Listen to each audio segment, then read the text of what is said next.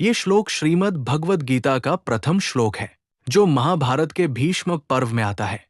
ये धृतराष्ट्र द्वारा संजय से पूछा गया प्रश्न है, जो कुरुक्षेत्र के युद्ध क्षेत्र में होने वाली घटनाओं का वर्णन शुरू करता है। इस श्लोक का अर्थ, संदर्भ और दार्शनिक महत्व भगवद गीता की शिक्षाओं की आधारशिला रखता है। आइए इसे हिंदी में विस्तार से समझें। श्लोक का अर्थ, धर्मक्षेत्रे कुरुक्षेत्रे संवेता युयुत्सव माम काहे पांडवाश्चैव किम कुर्वत संजय। इस श्लोक में धृतराष्ट्र संजय से पूछते हैं, हे संजय, धर्मक्षेत्र कुरुक्षेत्र में युद्ध करने की इच्छा से एकत्रित हुए मेरे पुत्रों, कौरवों और पांडवों ने क्या किया? ये प्रश्न केवल युद्ध की घटनाओं के बारे में जिज्ञासा नहीं दर्शाता, बल्कि धृतराष्ट्र के मन की चिंता, पक्षपात और मोह को भी उजागर करता है। माम काय, मेरे पुत्र कहकर वे कौरवों के प्रति अपनी आसक्ति दिखाते हैं, जबकि पांडवा है कहकर पांडवों के प्रति तटस्थता या दूरी व्यक्त करते हैं।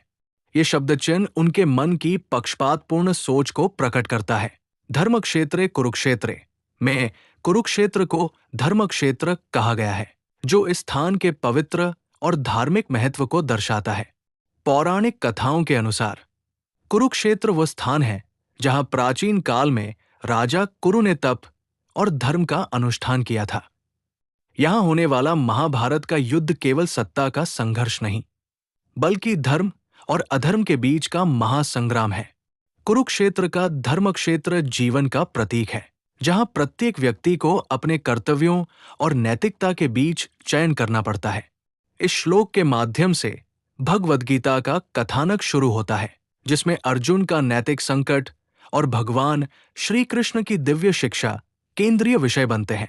धृतराष्ट्र का मानसिक संदर्भ, धृतराष्ट्र का प्रश्न उनके अंधत्व को दर्शाता है। वे शारीरिक रूप से अंधे हैं, लेकिन उनकी पुत्रमोह और पक्षपातपूर्ण सोच उनके आध्यात्मिक अंधत्व का प्रतीक है। वे अपने पुत्रों, कौरवों के प्रति आसक्ति के कारण सत्य और धर्म से दूर है।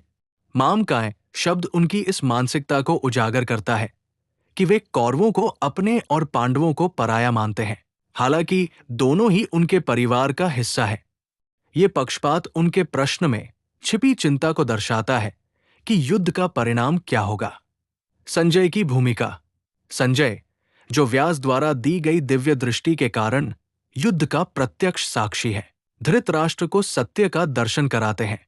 उनका उत्तर, जो गीता के अगले श्लोकों में विस्तार से आता है, केवल युद्ध की घटनाओं का वर्णन नहीं करता, बल्कि धर्म, कर्तव्य और आत्मज्ञान की गहन शिक्षा का आधार बनता है।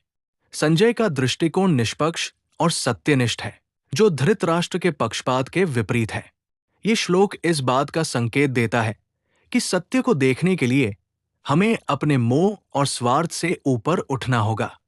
दार्शनिक और नैतिक शिक्षा, ये श्लोक भगवद गीता की शिक्षाओं की प्रस्तावना है। कुरुक्षेत्र का धर्मक्षेत्र जीवन का वो युद्ध क्षेत्र है, जहां हमें धर्म और अधर्म, सत्य और असत्य, कर्तव्य और मोह के बीच चयन करना पड़ता है। धृतराष्ट्र का प्रश्न हमारी उस मानसिक स्थिति को दर्शाता है जब हम अपने प्रियजनों या स्वार्थ के कारण सही गलत का निर्णय नहीं ले पाते।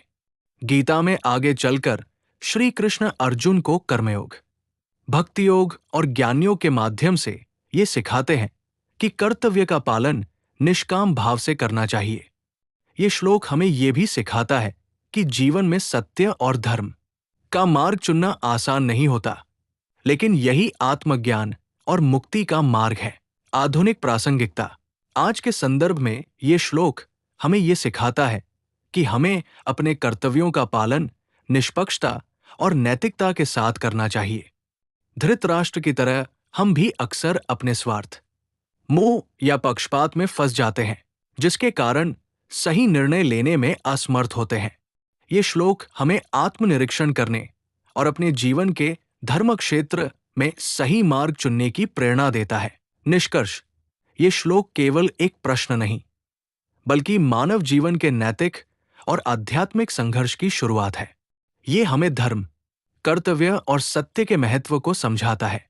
भगवद गीता का ये प्रथम श्लोक जीवन के युद्ध क्षेत्र में धर्म के मार्ग पर चलने की प्रेरणा देता है, जो श्री कृष्ण की शिक्षाओं के माध्यम से आगे विस्तार से प्रकट होता है। ये श्लोक हमें ये सिखाता है कि जीवन में सही निर्णय लेने के लिए हमें अपने मोह और अज्ञान को त्याग कर सत्य और धर्म के प्रति निष्ठावान होना होगा।